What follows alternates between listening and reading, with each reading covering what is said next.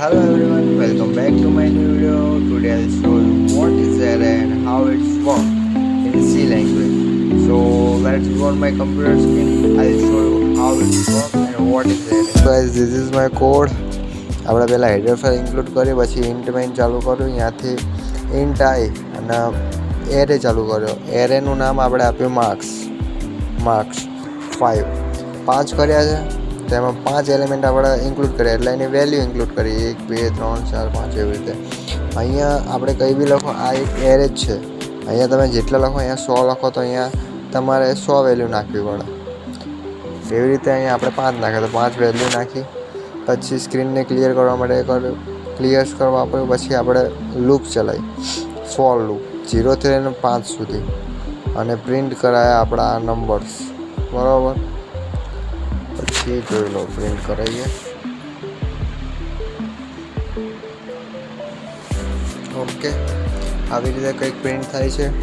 હંમેશા યાદ રાખવાનું કે એરે હંમેશા 0થી ચાલુ થાય અને જ્યાં સુધી એની લૂપ ફરે ત્યાં સુધી ફરે.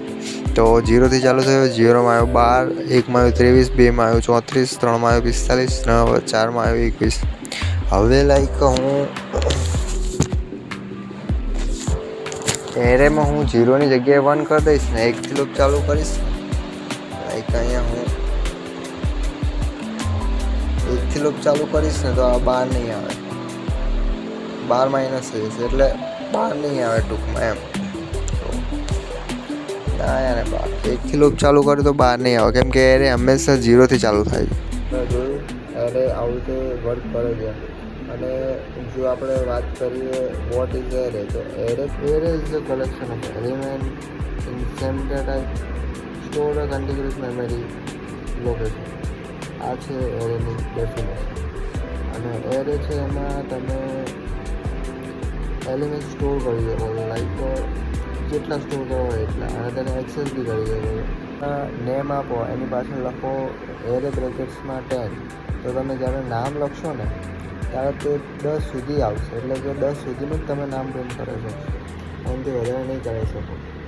એટલે એરેમાં આ રીતે હોય કે તમે નેમ પાછળ 10 આપો એરે બ્રેકેટ્સમાં, તો 10 જ કેરેક્ટર એ ઇન્ક્લુડ કરશે, એનાથી વધારે નહીં કરે.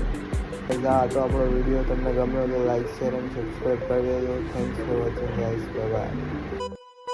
Big thank you for being here.